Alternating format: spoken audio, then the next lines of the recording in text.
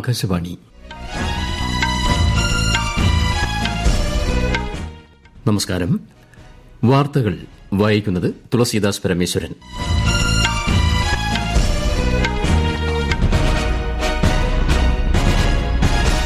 പ്രധാന വാർത്തകൾ.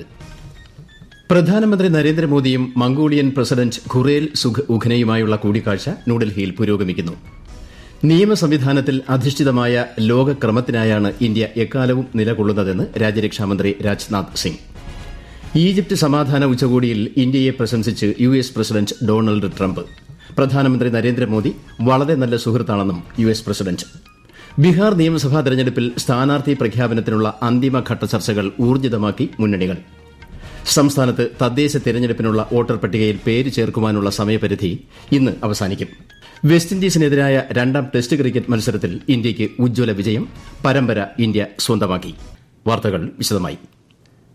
പ്രധാനമന്ത്രി നരേന്ദ്രമോദിയും മംഗോളിയൻ പ്രസിഡന്റ് ഖുറേൽ സുഖ് ഉഖനയുമായുള്ള കൂടിക്കാഴ്ച ന്യൂഡൽഹിയിൽ പുരോഗമിക്കുന്നു.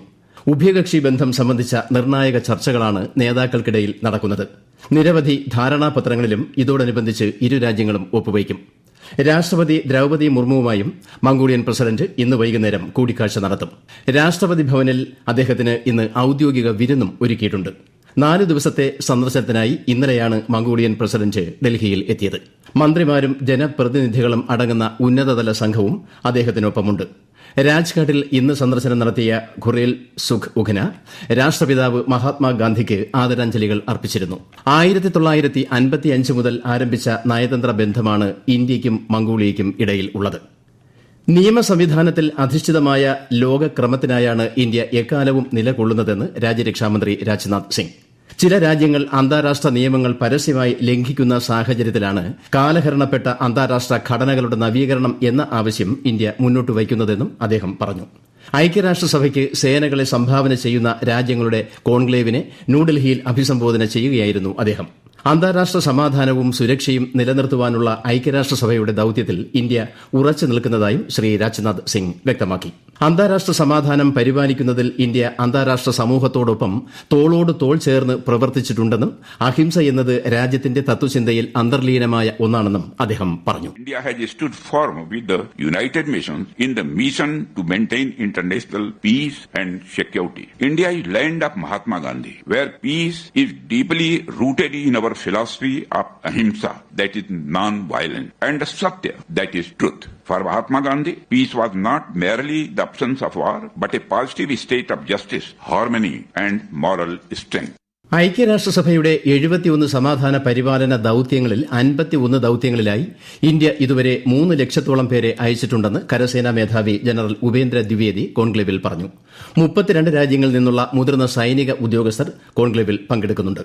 ഗാസയിൽ കഴിഞ്ഞ 2 വർഷമായി തുടരുന്ന യുദ്ധം അവസാനിപ്പിച്ചുകൊണ്ടുള്ള ചരിത്രപ്രധാനമായ പ്രഖ്യാപനത്തിൽ യുഎസ് പ്രസിഡന്റ് ഡൊണാൾഡ് ട്രംപ് ഉൾപ്പെടെയുള്ള നേതാക്കൾ ഇന്നലെ ഒപ്പുവച്ചു. ട്രംപിന് പുറമെ ഈജിപ്ത്, തുർക്കി രാഷ്ട്രത്തലവന്മാർ, ഖത്തർ അമീർ എന്നിവരാണ് പ്രഖ്യാപനത്തിൽ ഒപ്പുവച്ചത്. ഈജിപ്തിലെ ഷാൽമർ ഷെയ്ഖ് നഗരത്തിൽ നടന്ന സമാധാന ഉച്ചകോടിയുടെ ഭാഗമായാണ് ഉടമ്പടി ഒപ്പുവയ്ക്കുന്ന ചടങ്ങ് നടന്നത്. യുഎസ് പ്രസിഡന്റ് ഡൊണാൾഡ് ട്രംപ് മുന്നോട്ടുവച്ച സമാധാന പദ്ധതിയുടെ പ്രധാന ഘടകമാണ് ഇത്. ലോകത്തിനും മധ്യപൂർവേഷ്യയ്ക്കും മഹത്തായൊരു ദിവസം എന്നാണ് ട്രംപ് ഉടമ്പടിയെ വിശേഷിപ്പിച്ചത്. Britain, France, Germany, India, Canada, Saudi Arabia, European union, UAE തുടങ്ങി 30-ലധികം രാജ്യങ്ങളും അന്താരാഷ്ട്ര സംഘടനകളും സമാധാന ഉച്ചകോടിയിൽ പങ്കെടുത്തു. ഈജിപ്തിലെ സമാധാന ഉച്ചകോടിയിൽ ഇന്ത്യയെ പ്രശംസിച്ച് യുഎസ് പ്രസിഡന്റ് ഡൊണാൾഡ് ട്രംപ്. പ്രധാനമന്ത്രി നരേന്ദ്രമോദി വളരെ നല്ല സുഹൃത്താണെന്നും ഉന്നതമായ രീതിയിലുള്ള പ്രവർത്തനമാണ് അദ്ദേഹം നടത്തുന്നതെന്നും ട്രംപ് പറഞ്ഞു. വളരെ മികച്ച കാര്യങ്ങളാണ് ശ്രീ മോദി ചെയ്യുന്നതെന്നും സമാധാന ഉച്ചകോടിയിൽ ട്രംപ് പറഞ്ഞു. പശ്ചിമേഷ്യയിലെ പ്രശ്നങ്ങൾ നയതന്ത്ര മാർഗങ്ങളിലൂടെയും ചർച്ചകളിലൂടെയും പരിഹരിക്കണമെന്നാണ് ഇന്ത്യയുടെ നിലപാടെന്ന് വിദേശകാര്യ മന്ത്രാലയം. ഗാസ സമാധാന പദ്ധതിയെ ഇന്ത്യ പിന്തുണയ്ക്കുന്നതായി ഈജിപ്തിൽ ഇന്നലെ നടന്ന സമാധാന ഉച്ചകോടിയിൽ വിദേശകാര്യ സഹമന്ത്രി കീർത്തിവർദ്ധൻ സിംഗ് വ്യക്തമാക്കി. സമാധാനം പുനഃസ്ഥാപിക്കുന്നതിൽ നിർണായക പങ്കുവഹിച്ച ഖത്തറിനെയും ഈജിപ്തിനെയും അദ്ദേഹം അഭിനന്ദിച്ചു.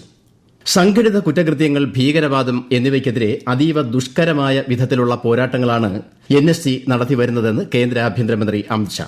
നാഷണൽ സെക്യൂരിറ്റി ഗാർഡിന്റെ 41ാമത് സ്ഥാപക ദിനാഘോഷങ്ങളെ ഹരിയാനയിൽ അഭിസംബോധന ചെയ്യുകയായിരുന്നു അദ്ദേഹം. ബീഹാർ നിയമസഭാ തെരഞ്ഞെടുപ്പിൽ സ്ഥാനാർത്ഥി പ്രഖ്യാപനത്തിനുള്ള അന്തിമഘട്ട ചർച്ചകൾ ഊർജിതമാക്കി മുന്നണികൾ. എൻഡിഎയുടെ സീറ്റ് വിഭജന ചർച്ചകൾ കഴിഞ്ഞ ദിവസം പൂർത്തിയായി.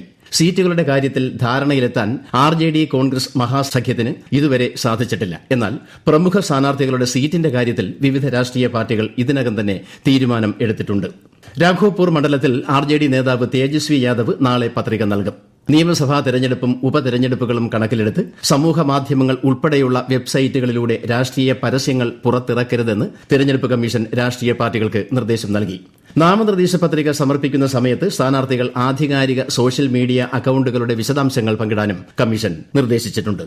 ഈ വാർത്തകൾ ആകാശവാണിയിൽ നിന്ന്. ആകാശവാണി വാർത്തകളും വാർത്താ അധിഷ്ഠിത പരിപാടികളും all India radio news Thiruvananthapuram YouTube ചാനലിലും @all India radio news Thiruvananthapuram Facebook പേജിലും AIR ന്യൂസ് _തിരുവനന്തപുരം ഇൻസ്റ്റഗ്രാം അക്കൌണ്ടിലും @AIR ന്യൂസ് _TVM X ഹാൻഡിലും ലഭ്യമാണ്. സംസ്ഥാനത്ത് തദ്ദേശ തെരഞ്ഞെടുപ്പിനുള്ള വോട്ടർ പട്ടികയിൽ പേര് ചേർക്കുവാനുള്ള സമയം ഇന്ന് അവസാനിക്കും. കരട് വോട്ടർ പട്ടികയിൽ ഉൾപ്പെട്ട വോട്ടർമാർക്കും പുതുതായി പേര് ചേർക്കുന്നവർക്കും സവിശേഷ തിരിച്ചറിയൽ നമ്പർ നൽകും. അന്തിമ വോട്ടർ പട്ടിക ഈ മാസം 25-ന് പ്രസിദ്ധീകരിക്കും. പ്രവാസി വോട്ടർമാർക്ക് വോട്ടർ പട്ടികയിൽ പേര് ചേർക്കാനും അവസരമുണ്ട്. sec.kerala.gov.in എന്ന വെബ്സൈറ്റ് വഴിയാണ് അപേക്ഷിക്കേണ്ടത്. 2031-ൽ എല്ലാവർക്കും ആരോഗ്യ പരിരക്ഷയുള്ള സംസ്ഥാനമായി കേരളം മാറുമെന്ന് മന്ത്രി വീണ ജോർജ് പറഞ്ഞു. വിഷൻ 2031 ആരോഗ്യ സെമിനാറിന്റെ ഉദ്ഘാടനം പത്തനംതിട്ട തിരുവല്ല ബിലിവേഴ്സ് കൺവെൻഷൻ സെന്ററിൽ നിർവഹിക്കുകയായിരുന്നു മന്ത്രി. വിശദാംശങ്ങളുമായി ആകാശവാണി പത്തനംതിട്ട ജില്ലാ പ്രതിനിധി ശ്രീജി എസ് ശ്രീധർ. കേരളത്തെ ഒരു ഹെൽത്ത് ഹബ്ബായി മാറ്റാനാണ് ലക്ഷ്യമിടുന്നതെന്ന് മന്ത്രി പറഞ്ഞു. കേരളത്തിൽ 88,000 പേർക്ക് പ്രതിവർഷം ക്യാൻസർ കണ്ടെത്തുന്നതായും ഇത് കുറയ്ക്കാനാണ് ലക്ഷ്യമിടുന്നതെന്നും ഒരു വർഷം 4,500 പേർ അപകടത്തിൽ മരണപ്പെടുന്നു എന്നതാണ് കണക്കുകൾ വ്യക്തമാക്കുന്നതെന്നും മന്ത്രി പറഞ്ഞു. ആരോഗ്യരംഗത്തെ കഴിഞ്ഞ ദശകത്തിലെ നേട്ടങ്ങൾ ആരോഗ്യവകുപ്പ് additional chief secretary doctor Rajan N Khobragade അവതരിപ്പിച്ചു. ആരോഗ്യരംഗത്തെ വിവിധ വിഷയങ്ങളിൽ അധിഷ്ഠിതമായ 10 പാനൽ ചർച്ചകളാണ് 4 വേദികളിലായി സംഘടിപ്പിച്ചിട്ടുള്ളത്. വനിതകളുടെ തൊഴിൽ പങ്കാളിത്തത്തിൽ വൻതോതിൽ മുന്നേറ്റം കാഴ്ചവെച്ച് ഇന്ത്യ. 2017-18 കാലയളവിൽ 23% തൊഴിൽ പങ്കാളിത്തം 2023-24 42%ആയതായി തൊഴിൽ മന്ത്രാലയത്തിന്റെ കണക്കുകൾ വ്യക്തമാക്കുന്നു. നൈപുണ്യ വികസനം, വായ്പാ ലഭ്യത എന്നിവയുമായി ബന്ധപ്പെട്ട സർക്കാരിന്റെ നയങ്ങൾ ഈ മാറ്റത്തിന് പിന്നിൽ പ്രവർത്തിച്ചതായും മന്ത്രാലയം അറിയിച്ചു. 2047ഓടെ ഇന്ത്യയെ വികസിത രാഷ്ട്രമാക്കി മാറ്റുന്നതിൽ തൊഴിൽ മേഖലയിലെ സ്ത്രീ ശാക്തീകരണത്തിന് നിർണായക സ്ഥാനമുണ്ടെന്നാണ് സർക്കാരിന്റെ വിലയിരുത്തൽ. വെസ്റ്റ് ഇൻഡീസിനെതിരായ 2ാം ടെസ്റ്റ് ക്രിക്കറ്റ് മത്സരത്തിൽ ഇന്ത്യയ്ക്ക് ജയം. ഡൽഹിയിലെ അരുൺ ജെയ്റ്റ്ലി സ്റ്റേഡിയത്തിൽ നടന്ന മത്സരത്തിൽ വെസ്റ്റ് ഇൻഡീസിനെ 7 വിക്കറ്റിനാണ് ഇന്ത്യ പരാജയപ്പെടുത്തിയത്. വിൻഡീസ് ഉയർത്തിയ 121 റൺസ് വിജയലക്ഷ്യം 3 വിക്കറ്റ് നഷ്ടത്തിൽ ഇന്ത്യ മറികടന്നു. ഇന്ത്യയ്ക്ക് വേണ്ടി ഓപ്പണർ KL രാഹുൽ അർദ്ധ സെഞ്ചുറി നേടി പുറത്താവാതെ നിന്നു. സായ് സുദർശനൻ 39 റൺസ് നേടി. ഇതോടെ 2 മത്സരങ്ങളടങ്ങിയ ടെസ്റ്റ് പരമ്പര 2-0 ഇന്ത്യ സ്വന്തമാക്കി. അഹമ്മദാബാദിൽ നടന്ന ആദ്യ ടെസ്റ്റിൽ ഇന്നിംഗ്സിനും 140 റൺസിനുമായിരുന്നു ഇന്ത്യയുടെ വിജയം. ഇന്ത്യയിൽ നിർമ്മിക്കുന്ന 3 കപ്പ് സിറപ്പുകൾക്കെതിരെ മുന്നറിയിപ്പ് നൽകി ലോകാരോഗ്യ സംഘടന. നിരവധി കുട്ടികളുടെ മരണത്തിന് കാരണമായ കോൾട്രിഫ് ഉൾപ്പെടെയുള്ള ചുമ മരുന്നുകൾ ജീവന് ഭീഷണിയുണ്ടാക്കുന്ന വിധത്തിൽ അപകടകരമായേക്കാം എന്ന് മുന്നറിയിപ്പിൽ പറയുന്നു. റെഡ്നെക്സ് ഫാർമസ്യൂട്ടിക്കൽസ് നിർമ്മിച്ച റെസ്പി fresh TR, chef ഫാർമയുടെ re life എന്നിവയാണ് നിരോധിച്ച മറ്റ് കപ്പ് സിറപ്പുകൾ. ദുരന്തത്തിന്റെ പശ്ചാത്തലത്തിൽ കോൾട്രിഫ് നിർമ്മിച്ച തമിഴ്നാട്ടിൽ ശ്രീസൺ ഫാർമസ്യൂട്ടിക്കൽസ് ഉടമയെ അറസ്റ്റ് ചെയ്യുകയും സ്ഥാപനത്തിന്റെ ലൈസൻസ് റദ്ദാക്കുകയും ചെയ്തിരുന്നു. ചുമ മരുന്നുകളുടെ ഉപയോഗത്തിൽ ജാഗ്രത പുലർത്തണമെന്ന് കേന്ദ്ര സർക്കാർ സംസ്ഥാനങ്ങൾക്ക് ജാഗ്രതാ നിർദ്ദേശവും നൽകിയിട്ടുണ്ട്. സ്വർണ്ണവിലയിൽ ഇന്നും റെക്കോർഡ് വർധന. പവന് 2,400 രൂപ കൂടി 94,360 രൂപയും ഗ്രാമിന് 11,795 രൂപയുമാണ് ഇന്നത്തെ വില. രാജ്യത്തെ ഓഹരി വിപണികളിൽ വൻ ഇടിവ്. സെൻസെക്സ് 479 പോയിന്റ് താഴ്ന്ന് 81,847-ലും നിഫ്റ്റി 149 പോയിന്റ് ഇടിഞ്ഞ് 25,077-ലും വ്യാപാരം തുടരുന്നു. പ്രധാന വാർത്തകൾ വീണ്ടും. പ്രധാനമന്ത്രി നരേന്ദ്രമോദിയും മംഗോളിയൻ പ്രസിഡന്റ് ഖുറേൽ സുഖ് ഉഖ്നയുമായുള്ള കൂടിക്കാഴ്ച ന്യൂഡൽഹിയിൽ പുരോഗമിക്കുന്നു. നിയമ സംവിധാനത്തിൽ അധിഷ്ഠിതമായ ലോകക്രമത്തിനായാണ് ഇന്ത്യ എക്കാലവും നിലകൊള്ളുന്നതെന്ന് രാജ്യരക്ഷാമന്ത്രി രാജ്നാഥ് സിംഗ്. ഈജിപ്ത് സമാധാന ഉച്ചകോടിയിൽ ഇന്ത്യയെ പ്രശംസിച്ച് US പ്രസിഡന്റ് ഡൊണാൾഡ് ട്രംപ്. പ്രധാനമന്ത്രി നരേന്ദ്രമോദി വളരെ നല്ല സുഹൃത്താണെന്നും US പ്രസിഡന്റ്. ബീഹാർ നിയമസഭാ തെരഞ്ഞെടുപ്പിൽ സ്ഥാനാർത്ഥി പ്രഖ്യാപനത്തിനുള്ള അന്തിമഘട്ട ചർച്ചകൾ ഊർജിതമാക്കി മുന്നണികൾ. സംസ്ഥാനത്ത് തദ്ദേശ തെരഞ്ഞെടുപ്പിനുള്ള വോട്ടർ പട്ടികയിൽ പേര് ചേർക്കുവാനുള്ള സമയപരിധി ഇന്ന് അവസാനിക്കും. വെസ്റ്റ് ഇൻഡീസിനെതിരായ 2ാം ടെസ്റ്റ് ക്രിക്കറ്റ് മത്സരത്തിൽ ഇന്ത്യയ്ക്ക് ഉജ്ജ്വല വിജയം. പരമ്പര ഇന്ത്യ സ്വന്തമാക്കി. വാർത്തകൾ കഴിഞ്ഞു. അടുത്ത വാർത്താ പ്രക്ഷേപണം വൈകിട്ട് 6:30.